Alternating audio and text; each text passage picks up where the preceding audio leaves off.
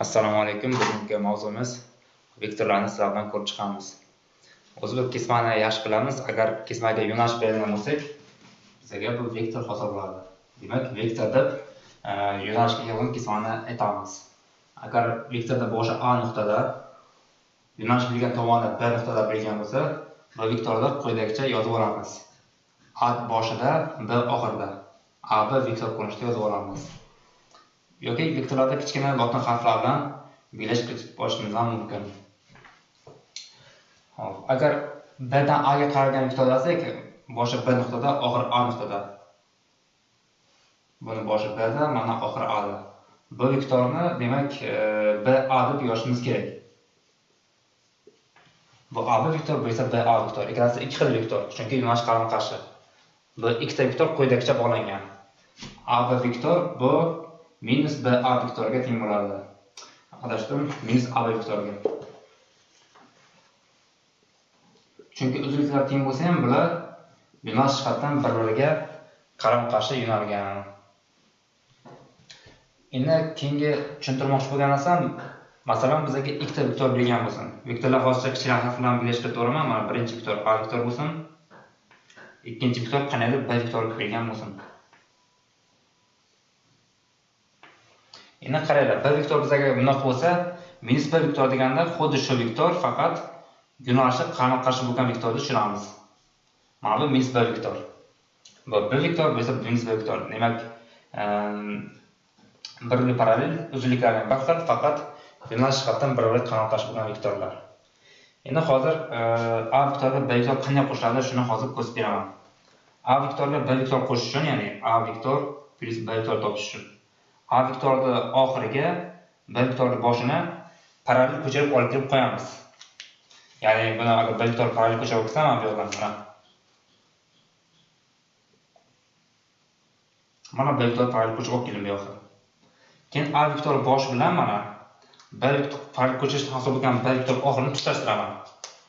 O'shanda taxminan mana bunday vektor hosil bo'ladi. Mana shu hosil bo'lgan vektorga, demak, A vektor bilan B vektorni yig'indisi deb aytamiz. Demak, ikkita vektor shunaqa usul bilan qo'shiladi. Endi ikkita vektor qanday ayriladi? Demak, A plus B vektor almashtirib oldik. Ikkita vektor ayrishish uchun, demak, birinchi bizga minus B vektor kerak bo'ladi. Mana minus B vektor. A plus B vektor quyidagicha aniqlaymiz. A vektor plus B vektor bo'lsa, bu degani A vektor ayrilgan, ayrishamarni aniqlashimiz. A vektor qo'shilgan minus B vektor ko'rishiga aniqlashimiz mumkin. Ya'ni A vektorga minus B vektor qo'shamiz. B vektor ham bunday qilingan. Demak, bizga A vektor mana bunday qayda? Bu A vektor. Minus B vektor bunday qilingan bo'lsa, minus B vektorda boshi bu nuqtada, boshini bu yoqdan parallel ko'chirib olib kelaman. Mana bu yoqdan minus B vektor aniqlagan bo'laman. Endi mana bu nuqta bilan bu nuqtani tushirishsam, mana tutashtirdik. Mana hosil bo'lgan vektor bizga A vektor minus B vektorni beradi. Ikkita vektorni ayirish, demak, mana shunaqa usul bilan amalga oshirishimiz mumkin.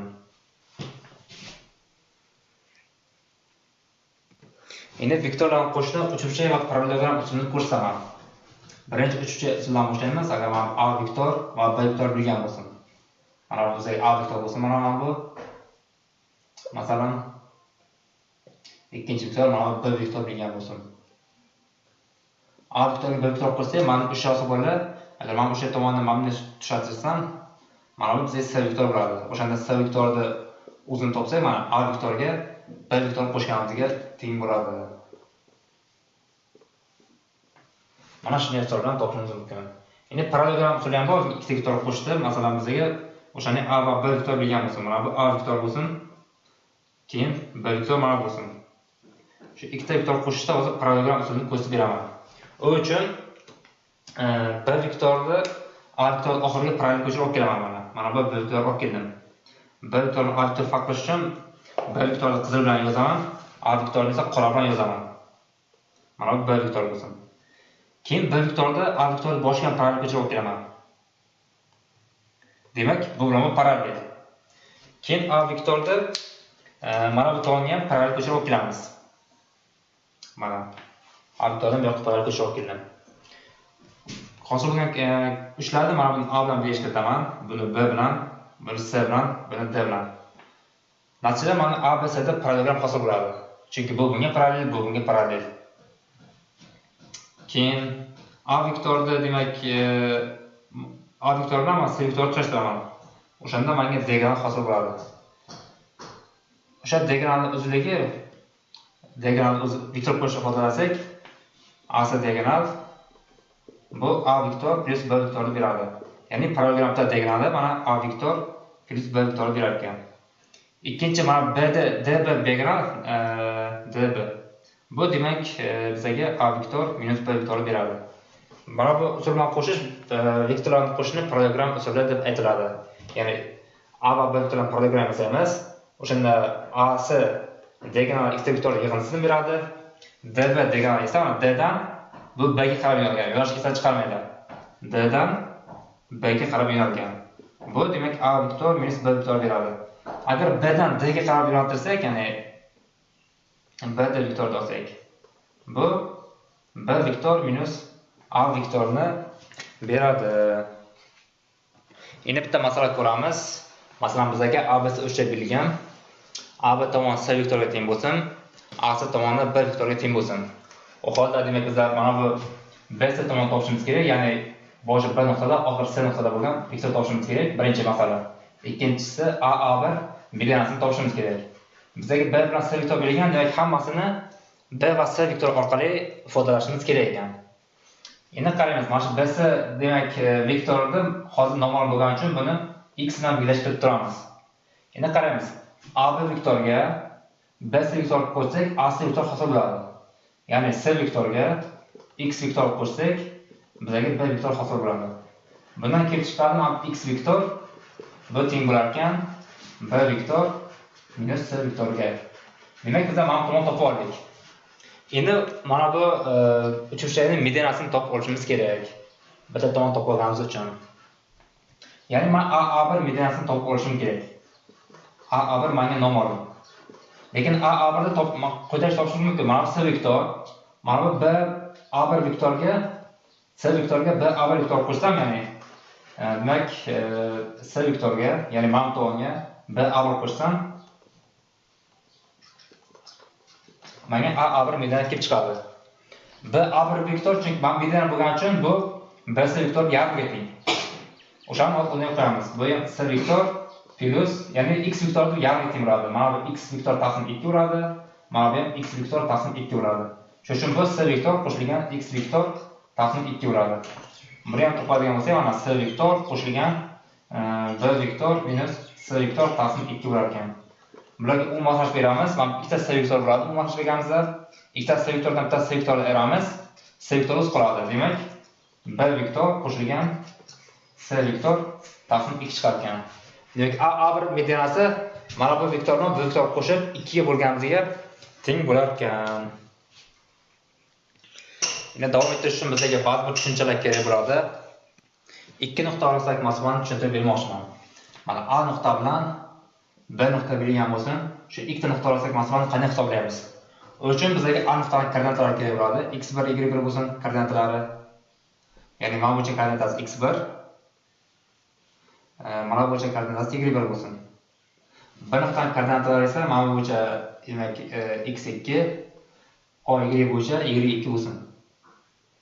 Demak, A nuqtadan B nuqtaga masofani hisoblash degani mana AB kesmani uzunligini topish degani. Shu kesmani uzunligini topishimiz kerak.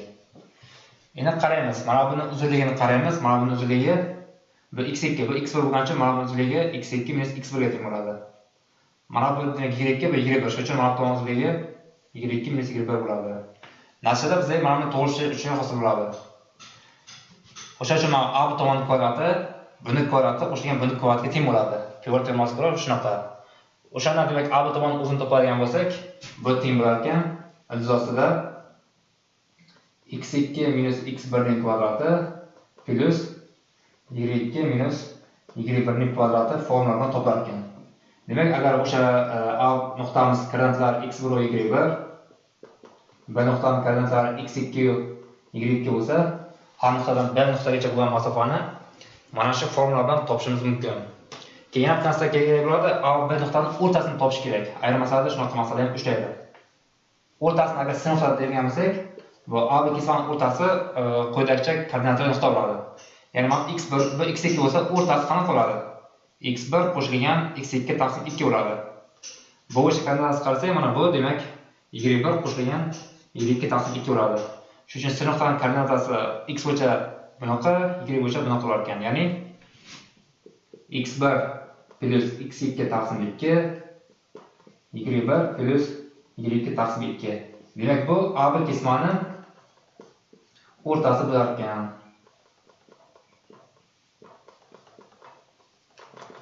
Mana shu tushunchalar kerak.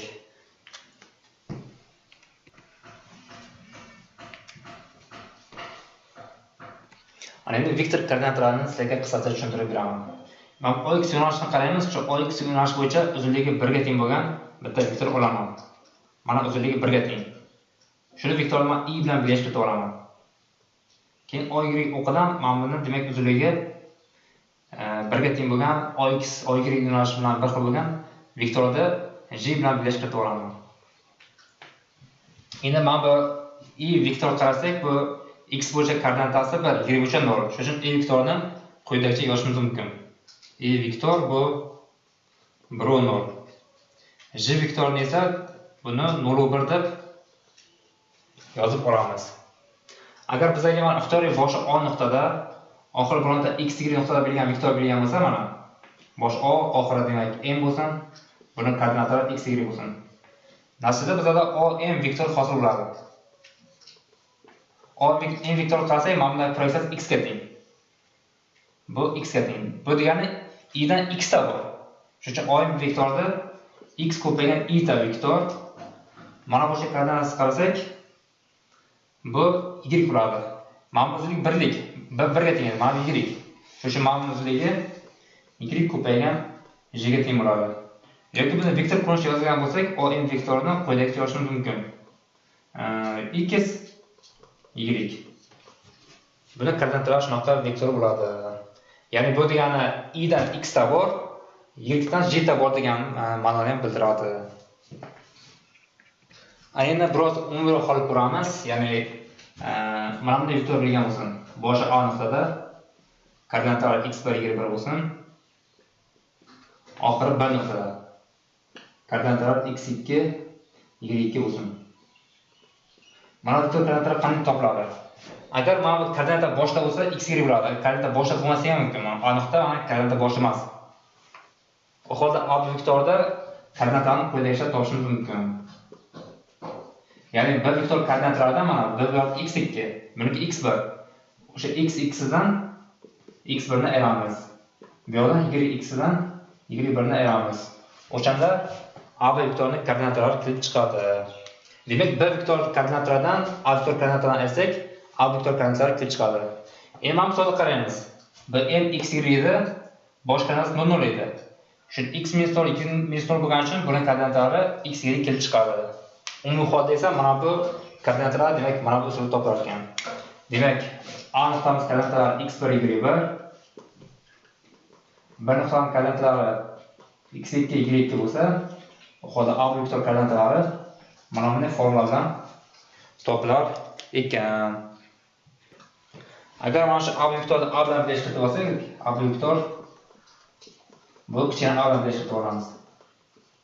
x2 minus x1 da men x0 bilan birlashtirib olaman.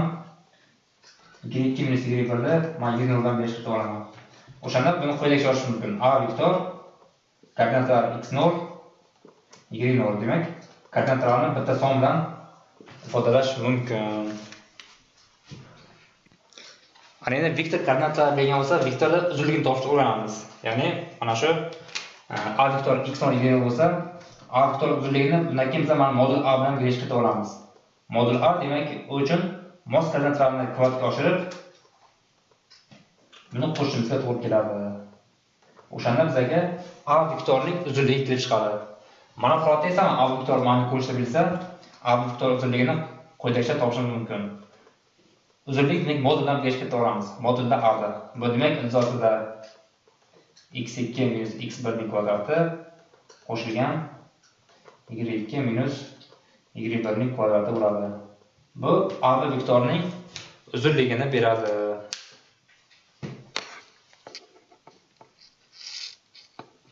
Agar bizga mana a x1 y1 vektor va b x2 y2 vektor bo'lgan bo'lsa, a ning koordinatalari x1 y1, b ning koordinatalari x2 y2.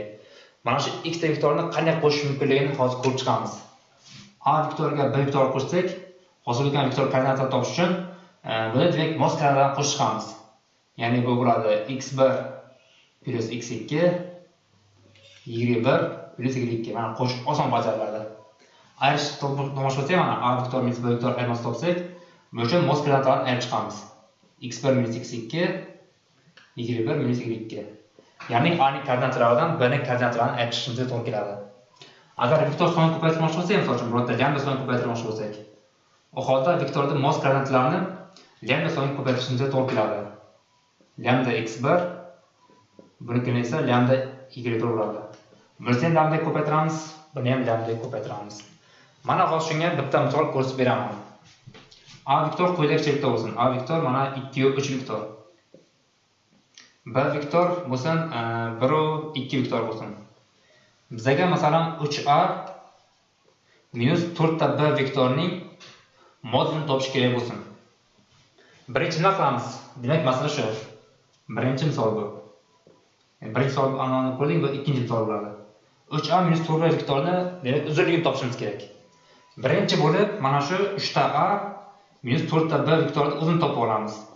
Ya'ni 3ta a vektorda mana 2 va 3 edi. B vektor 1 va 2 edi. Birinchi buni 3 ga ko'paytiramiz. Mana 3 ko'paysak, mos har ta koordinatani 3 ga ko'paytirishimiz kerak. O'shanda mana hosil bo'ladi 6 va 9. Ikkinchisi hosil bo'ladi 4 ko'paytirgan bo'lsam 4 va 12. Mana. Endi mana ikkita vektor ayirishimiz kerak. Ikkita vektor ayirish uchun mana mos koordinatalarini ayirib chiqishimiz kerak. Mos koordinatani ayirib chiqamiz. Demak, 6 dan 4 ayiraman 2 qoladi. 9 dan 12 ni ayiraman minus 3 qoladi. Demak, mana bu ayirmani koordinatalari 3 va minus 2 bo'lar ekan. Endi mana shu ayirmani modulini topishimiz kerak. Bir eslatib qo'yaman, agar a vektorda qanaydir bir x vektor koordinatalari x masini boshqarib bilsak, qanaydir masalan p vektor koordinatalari x y bo'lsa, p vektorda uzunligini izosi x kvadrat plus y kvadrat formulasidan hisoblagandik. Bizga mana bu vektor bo'ladi. P vektor mana bu. Buni agar modulini topadigan bo'lsak, mana 3ta a minus 4ta b vektor modulini topadigan bo'lsak, buning koordinatalari 2 minus 3 chiqdi. Shuning uchun bu moduli izosida 2 ning kvadrati qo'shilgan minus 3 ning kvadrati chiqar ekan. 2 ning kvadrati 4, minus 3 kvadrat 9, 4 ga 9 qo'shsak, izosida 13 chiqar ekan. Demak, 3ta a minus 4ta vektorda moduli izosi 13 ga teng bo'lar ekan. Keyingi muhim tushuncha ikkita vektorning skalar ko'paytmasi. Mana a vektor belgilan bo'lsin, b vektor belgilan bo'lsin, keyin ular orasidagi burchak alfa belgilan bo'lsin. U holda bu ikkita vektorning skalar ko'paytmasi deb a vektor bilan b vektor skalar ko'paytmasi deb ularni demak birinchi modullarni ko'paytirib chiqamiz, ya'ni uzunliklarni ko'paytirib chiqamiz. Hosil bo'lgan sonni ular orasidagi burchak kosinusini ko'paytiramiz. Mana bunday hosil bo'lgan kattalikka a va b vektorlarning skalar ko'paytmasi deyiladi. Demak, mana bu ifodaga a va b vektorlarning skalar ko'paytmasi deyiladi. Agar koordinata qo'shishlar bergan bo'lsa, mana a vektorimiz faraz qildik, mana bu qo'shishlar bergan bo'lsa, x1 y1. B vektorimiz mana bu qo'shishlar bergan bo'lsin, x2 y2. U holda a va b vektorlarning skalar ko'paytmasi quyidagicha topiladi. A vektor bilan b vektor skalar ko'paytmasi mana bu yerga olamiz. Bu x1 ko'paygan x2 qo'shilgan y1 ko'paygan y2 formulani topamiz. Ya'ni mos koordinatalarni ko'paytirib, ularni qo'shib qo'yamiz. Quyida misol ishlab ko'raylik. A vektor izochi 1 bo'lsin, b vektor 1 va minus izochi bo'lsin. Mana shu ikkita a va b vektorlar orasidagi burchakni topish kerak bo'lsin. Ya'ni a vektor qurishi mana taxminan mana shunday bo'ladi. Mana a vektor mana bu koordinatasi izochi 3 ga teng, x bo'yicha y bo'yicha koordinatasi 1 ga teng. B vektor qurishida taxminan mana shunday bo'ladi mana. X bo'yicha koordinatasi mana minus 1 ga teng. Y bo'yicha koordinatasi bu izochi 3 ga teng. Mana bu koordinatasi 1 ga teng. Demak, biz mana bu burchakni topishimiz kerak. A vektor va b vektor orasidagi burchakni topishimiz kerak ekan. O'sha mana formulani foydalanaman. Birinchi a bilan b skalar ko'paytirmasini topib olaman. A vektor bilan b vektor skalar ko'paytirmasini topsam, bu demak mana formulani qo'llaymiz. Mos koordinatalarni ko'paytirib qo'shishimiz kerak ekan. Shu formulani belgilab qo'yay, to'g'ri burchakka olib. ko'paytiramiz kerak. Demak, mana bu chiqargan minus izosi 3. Bunga ko'paytsam plus izosi 3 bo'ladi. Ya'ni bu x vektorining skalar ko'paytmasi 0 ekan. Keyin menga a vektor modul kerak bo'ladi, b vektor modul kerak bo'ladi. A vektor modulini hisoblayman. Mana a vektor demak 1 izosi 1 bo'lgani uchun bundan modulini hisoblasam, izosida 3 ning kvadrati qo'shilgan 1 bo'ladi. Bu 3 chiqadi, 3 ga 1 qo'shsam 4, 4 dan 2 chiqadi. Keyin modulda b ni hisoblayman. Modulda b ni hisoblasam, mana bunday kvadrat qolibdi. 1 ning kvadrati aniqrog'i bu minus 1 ning kvadrati. Plus 3 ning kvadrati chiqadi. Bu 1 3 qo'shsak 4, bundan 2 chiqar ekan. Endi topgan ifodalarimiz mana buni olib qo'yamiz. Mana hisobotman 1 ga teng chiqdi mana. 0 chiqdi aniqrog'i 0. Bu teng bo'lar ekan. Mana bu 2 chiqdi, bu ham 2 chiqdi. 2 ko'paygan kosinus phi. 2 tomon 4 ga bo'lib yuborsak, kosinus phi bu 0 chiqar ekan. Endi savol, phi qanaqa bo'lsa kosinus phi 0 chiqadi. Kosinus bilamizki bu 90 gradusdan 0. Phi 90 gradusdan 0 ekan. Demak, mana bu burchak bizaga 90 gradus burchagi tashkil ekan. Men alfa birlashtirdim, aslida bu phi edi. Phi demak mana bu 90 gradus ekan. Ikkita vektor orasidagi burchak. Ana endi umumiy holda formulasini chiqarib ko'ramiz. Mana bundan kosinus phi ni topadigan bo'lsak, kosinus phi ning qiymati bu teng bo'lar ekan a bilan vektor bilan b vektor skalar ko'paytmasi bo'lingan a vektor moduli ko'paygan b vektor moduli bo'ladi. Endi o'rnab qo'yamiz. Skalar ko'paytmasi menga teng mana x1 ko'paygan x2 plus y1 ko'paygan y2. Bo'lingan bu yoqda a vektor moduli, demak mana vektor modulini hisoblasak, mana izosida x kvadrat 1 plus y kvadrat 1 bo'ladi. A vektor modulini o'rniga mana shu odam qo'yib yuboraman. X kvadrat 1 plus y kvadrat 1 ko'paygan b vektor moduli. B vektor qurish mana bunday mana. Modulini topsam, izosida x kvadrat 2 plus y kvadrat 2 chiqadi. Endi bu yoqqa b vektor modulini qo'yib yuboraman mana x kvadrat 2 plus y kvadrat 2. Demak, ikkita vektor orasida burchakda mana formulani topish mumkin ekan. Endi qaranglar, yana bitta muhim narsa, qachon ikkita vektor perpendikulyar bo'ladi. Perpendikulyar degani ular orasidagi burchak 90 gradus bo'lishi kerak mana. Bu a vektor bo'lsin, bu b vektor. Perpendikulyar bo'lsa, mana bu kosinus phi bu 90 gradus 0 bo'ladi qiymati. O'shanda mana bu skalar ko'paytmasi 0 chiqadi. Demak, a va b vektorlar perpendikulyar bo'lishi uchun ularni skalar ko'paytmasi 0 bo'lishi kerak ekan. Skalar ko'paytmasi 0 bo'lsa perpendikulyar bo'lsa, bu ikkita vektorni skalar ko'paytmasi 0 chiqar ekan. Ana endi skalar ko'paytmaning ba'zi bir xossalarini ko'ramiz. Birinchi xossasi, agar a vektorini o'zini-o'zi skalar ko'paytirsak, a vektorining modulini kvadratik chiqadi.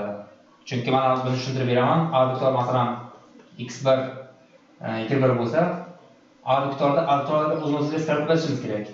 O'shanda nima bo'ladi? x1 ko'payadi, to'g'rimi? x1 ko'paygan x1 plus y1 ko'paygan y1 bo'ladi. Bu ham teng bo'ladi x kvadrat 1 plus y kvadrat 1 chiqadi. Bu ham teng modul a ning kvadratini beradi. Chunki modul a degani bularning kvadratlar yig'indisi izosi edi. Kvadrat bo'lsa bu yuqori ketadi. Demak, birinchi xossa vektorni o'zini-o'ziga skalar ko'paytirsak, modul a ning kvadrati chiqar ekan. Demak, vektorlar o'zini-o'ziga skalar ko'paytirsa, bu har doim misol son ekan. Chunki son kvadrati har doim misol bo'ladi. Ikkinchi xossa a vektor bilan b vektor skalar ko'paytmasi bu b vektor bilan a vektorni skalar ko'paytmasiga teng. Bu ikkinchi xossa. Uchinchi xossa, agar mana a vektorni b plus c vektoriga skalar ko'paytirish kerak bo'lsa, buni quyidagi olib chiqishimiz mumkin. A bilan b ning skalar ko'paytmasi plus a bilan c ning skalar ko'paytmasi qilib, demak, buni ochib chiqsak bo'ladi. Skalar ko'paytmasi mana shu asosiy 3 ta xossasi bor. Bizga demak ikkita vektor berilgan bo'lsin, a vektor va b vektor. A vektorda uzunlik 3 ga teng bo'lsa, mana chizmada ko'rsatadigan bo'lsam, mana a vektor. Keyin b vektor berilgan. B vektor uzunlik 4 ga teng. Mana bu b vektor, bu a vektor.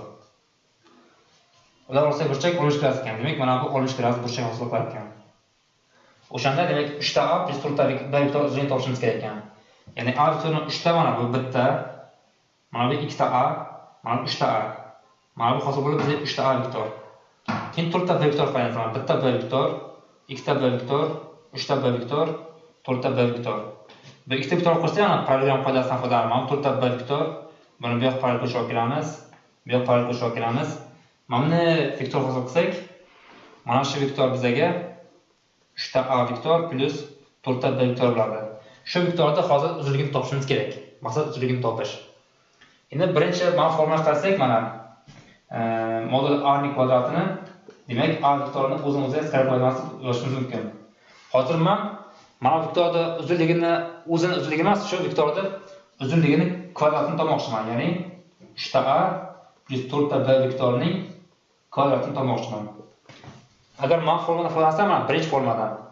Bu degani bu vektorni o'ziga skalar ko'paytirishimiz kerak. Ko'paytiramiz mana. 3ta a plus 4ta b ni o'ziga skalar ko'paytiraman. 3ta a plus 4ta b ga. Ana endi buni ochib chiqamiz. 3ta ni ko'paytiramiz, demak 9ta a ko'paygan a chiqadi birinchisida. Plus bunisi 3ta a ni 4ta b ga ko'paytsak 12ta a chiqadi. Keyin buni ko'paytiramiz. 4ta b 3ta ni ko'paytsam 12ta b a vektor chiqadi. Plus 4ta ga 4ta ni ko'paytsam 16ta b vektor chiqadi. Ana endi qaraymiz. A ni a ko'paytsak, mana birinchi qo'shsak ko'ra modul a kvadrat chiqadi. Shuning uchun bu 9ta modul a ning kvadratiga teng ekan.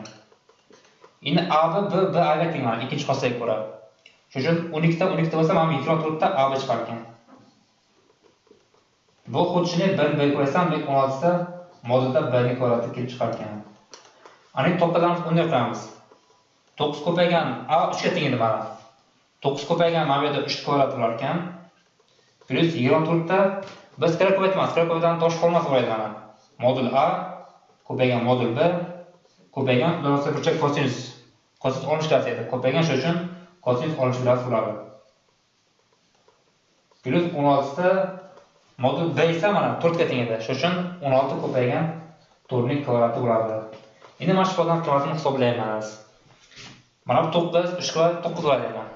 Ko'paytirsak bu 80 bo'lib qoladi.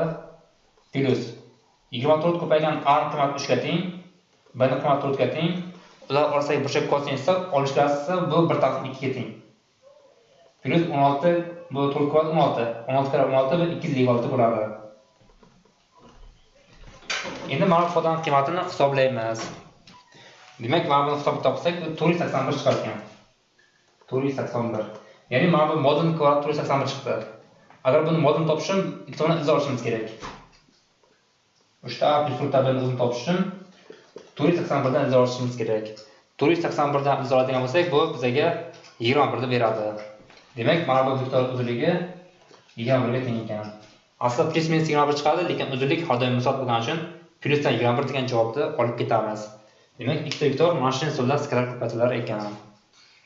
Endi bunga hozir yana bitta misol ko'rsatib beraman. Keyingi masala quyidagicha. A vektor modul 3 ga teng ekan, B vektor modul 5 ga teng ekan. Agar A plus alfa A vektor bilan A minus alfa B vektor tengliklar bo'lsa, alfa ning qiymatini topishimiz kerak ekan.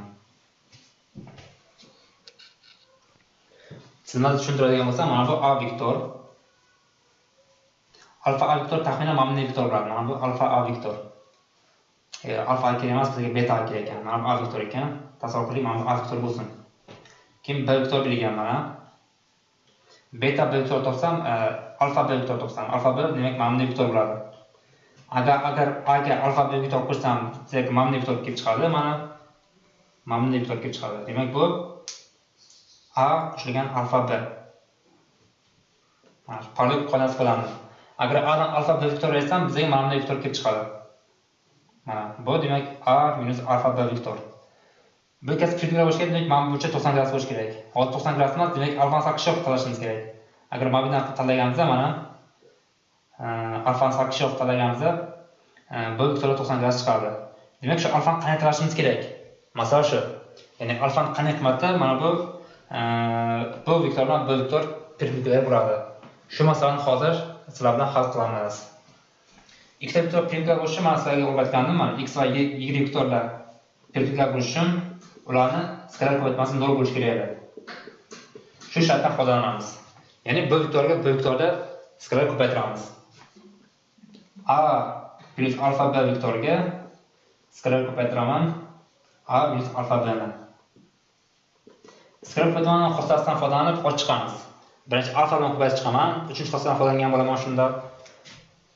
A mana buni ko'paytirdim. Keyin bunga buni ko'paytiraman. Minus alfa AB. Keyin buni ko'paytiraman.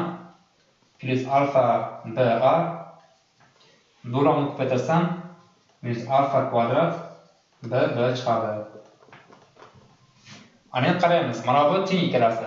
Bu bilan bu teng ikkinchi xossasiga ko'ra. Shuning uchun bu ikkalasi bizga qisqarib ketadi.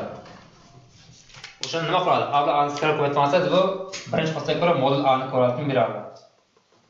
Minus ikkinchisi alfa kvadrat modul B ni kvadratga chiqar ekan. Endi A ni qiymatini qo'yaman. Bu 3 edi. Shuning uchun mana 9 bo'ladi.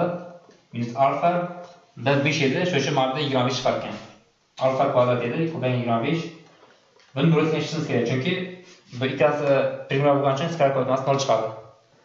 Endi mana tengini olib keldi, bu tengni alfa kvadrat topishimiz kerak. Bu uchun 9 nari tomonga o'tkazamiz. Yaxshisi buni nari tomonga o'tkazamiz.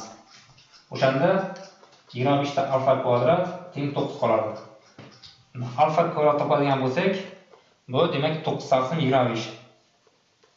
Alfani o'zini topadigan bo'lsam, plus minus 3 taqsim 5 degan javob chiqadi.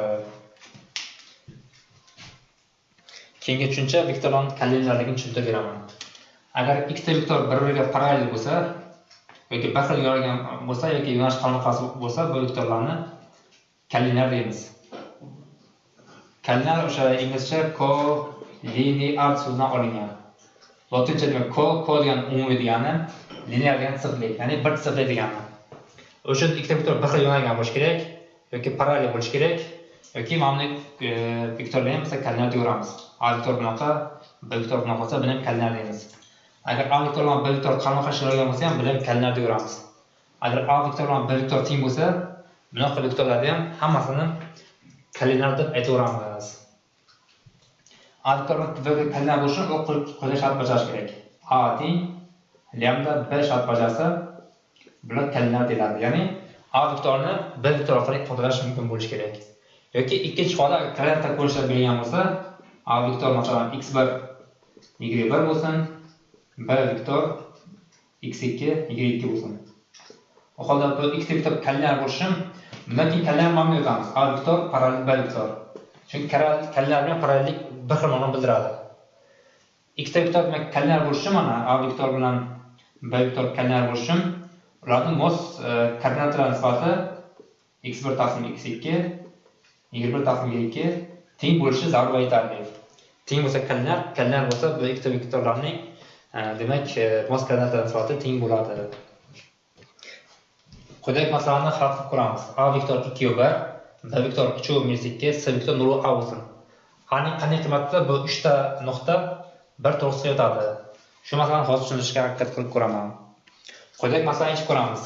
Demak, bu bizga 5-masala bo'ladi. A vektor 2/1 bo'lsin, B vektor 3/-2, C vektor 0/A. A'ning qanday qiymatida A, B va C nuqtalar bir to'g'risida yotadi. A vektor demak A nuqta quyidagi bo'lsin. 2/1. Ya'ni taxminan mana shu yerda joylashgan. B vektor 3/-2 bo'lsa, mana B vektor taxminan bu A vektor edi. B vektor 3/-2 bo'lsa, demak taxminan B vektor mana shu yerda joylashgan. C vektor 0/A ekan, demak x bo'lish koordinatasi 0, y bo'lish koordinatasi A. Demak C vektor demak taxminan mana shu yerda joylashgan bo'ladi.